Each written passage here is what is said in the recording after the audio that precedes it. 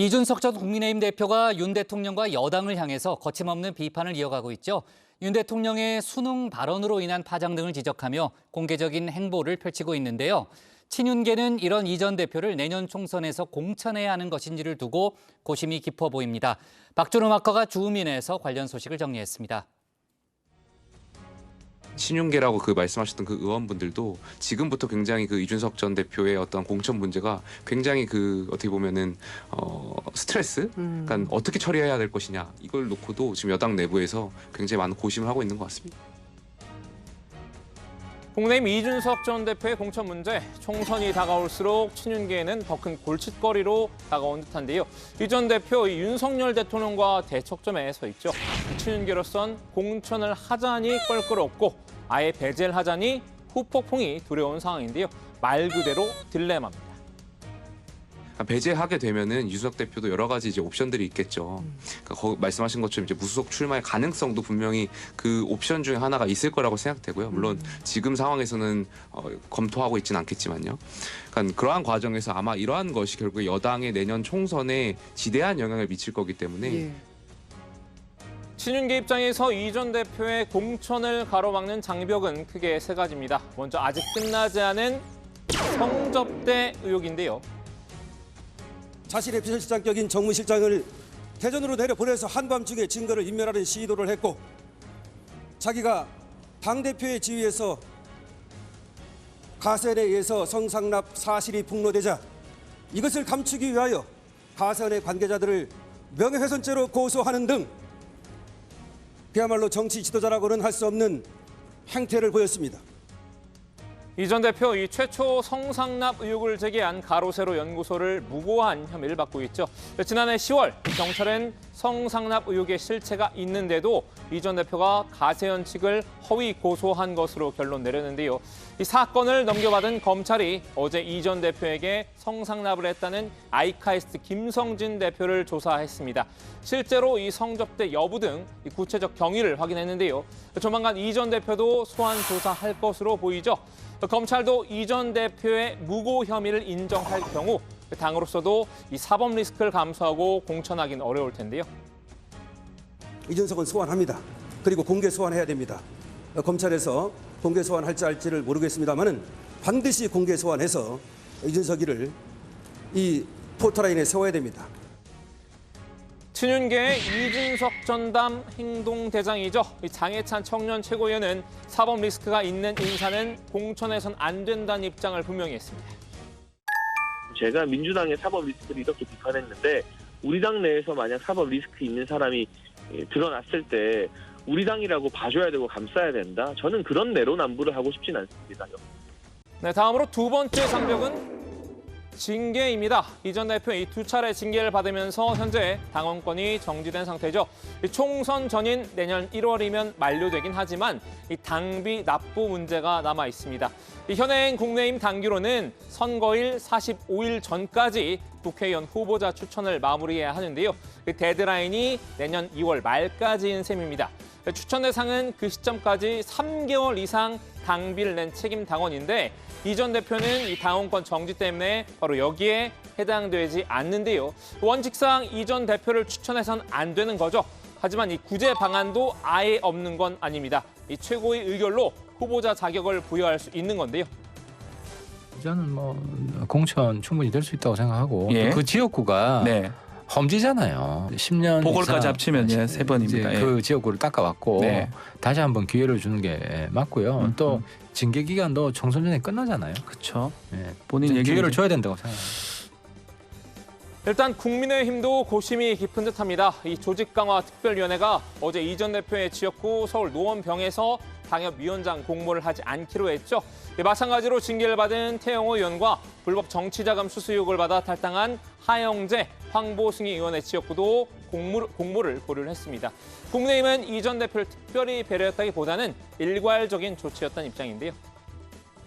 이건 그냥 당원권 정지된 당협에 대한 원칙적인 조치였던 것 같습니다. 노원병뿐만이 아니라 태영호 의원님 계시는 강남도 그렇고요. 예. 이게 이준석 전 대표라는 개인에게 특별한 배려를 했다고 생각하지는 않고 있고 공천에 있어 가장 거슬리는 부분은 이 전 대표의 공개적인 이 반윤 행보일 겁니다. 이 전 대표 틈날 때마다 윤 대통령과 여당의 문제를 지적하고 있는데요. 최근 취임 100일을 맞은 김기현 대표를 신랄하게 비판하기도 했었죠. 그것도 이 100일 기자회견 당일에 찬물을 끼얹었습니다. 당대표는 권리가 아닌 책임의 자리라고 생각합니다. 저는 그 책임의 시작을 당의 안정화에 두었습니다. 사실 안정화라는 표현을 썼지만 사실은 당이 죽었다라고 하는 사람들도 있어요. 왜냐하면 당이 주체적인 어떤 활동을 하는 것이 보이지 않는다라는 얘기가 있는 거거든요. 그 옛날에 보면은 군부 이런 거 하시는 분들이 가장 성과를 내세운 게 뭐냐면 사회가 안정되었다. 사회가 안정됐다. 2공화국의 혼란을 내가 다 정리하고 3공화국을 출범시켰다. 이런 거거든요. 네. 이거는 그냥 고요함이 있다고 해가지고 안정화된 게 아닙니다. 윤 대통령이 최근 이 싱하이밍 주한 중국 대사를 가리켜 이 위안스카이에 빗댄 점도 비판을 했는데요. 위안스카이는 이 청나라 말기 무관이죠. 구한말 우리 내정에 간섭했던 인물인데요. 이 전 대표는 그럼 윤 대통령은 고종 아니냐 이렇게 꼬집었습니다. 이 과정에서 민주당 송영길 전 대표와 합을 맞추기도 했는데요. 위안스카이 같다는 건 뭐냐면요. 그러면 대통령은 뭐라는 거죠? 위안스카이가 누구를 압박했죠? 고종이라는 거거든요. 그럼 이건 뭐냐면 구한말에 혼란스러웠던 외교 속에서 갈팡질팡하던 고종을 떠올릴 수도 있는 사안인데 싱하이밍 압박해가지고 국내적으로 나쁜 사람 만들어도요. 이 사람 추방하면 우리 외교부당 추방당해요. 그렇죠. 이게 뭐 남는 거냐는 거죠, 외교적으로는. 마치 이 전 대표의 판소리에 송 전 대표가 추임새를 넣는 모양새였습니다. 찬탄흐로 울음을 울제.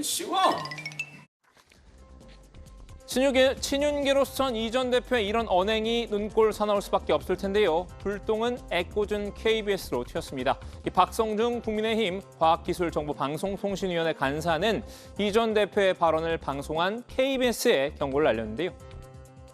이준석 전 대표는 사실상 좌파 패널과 다를 게 없는 보수 사칭 패널로 국민들에게 유명합니다. KBS는 야심한 밤에 송영길, 이준석 전 대표를 불러 국민의 눈을 더럽힌 책임을 져야 할 것입니다. 그럼에도 이 전 대표는 멈출 생각이 없어 보입니다. 윤 대통령의 수능 난이도 발언으로 교육계가 술렁였죠. 이 학부모와 수험생들이 일대 혼란에 빠지면서 윤 대통령에 대한 비판이 일자 국민의힘이 엄호에 나섰는데요.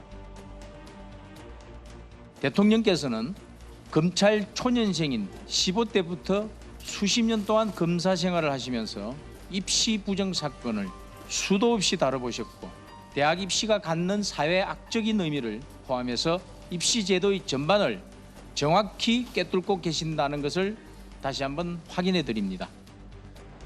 박대출 정책위의장의 윤 대통령 비호 발언에 이 전 대표는 비아냥으로 응수했습니다. 이재용 부회장 수사하면 경제 전문가, 박근혜, 이명박 대통령 수사하면 통치 전문가, 댓글 수사하면 인터넷 전문가, 버닝썬 수사하면 유흥 전문가? 윤 대통령이 이 킬러 문항 출제 금지를 지시한 뒤 화살이 수능 1타 강사들에게도 향한 분위기죠. 여당이 1타 강사들의 초고소득을 문제 삼기 시작한 건데요. 이 전 대표는 질렀다가 반응이 안 좋으니 이 사교육 업계를 희생양으로 삼는 꼴이라고 일침을 놨습니다. 강사들이 고소득자라고 공격하는 것은 근본적으로 보수가 해야 될 일이 아니다. 그들은 정해진 법의 테두리 내에서 그냥 영리 활동을 하고 있을 뿐이다.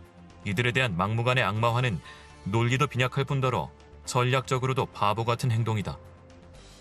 신윤계는 1타 강사들이 법의 테두리를 벗어나 고소득을 올리고 있다고 반박을 했는데요. 이 특정 강사들이 이익을 독점한 게 정당한 경쟁 구조는 아니라고 맞섰습니다. 특정 1타 강사들이 1년에 수십억도 아니고 수백억을 버는 현재 구조, 현재 교육 체계가 그럼 과연 정당하고 제대로 된 것이냐?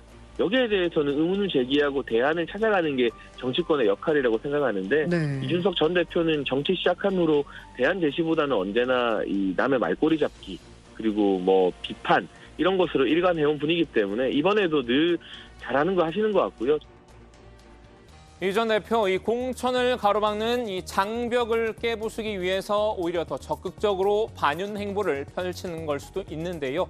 이 친윤의 탄압에 당하기만 할 게 아니라 능동적으로 대응하겠다는 생각입니다. 이 역설적이기도 이런 대응 방식이 장벽을 더 높이는 요인이 된 것 같기도 한데요. 다만 이 전 대표의 2판 4판 기조는 이 본격적인 공천 구명까지도 그대로 이어질 것으로 보이죠. 오늘 주민 한마디는 이 전 대표의 속마음을 담은 노래로 가름하겠습니다.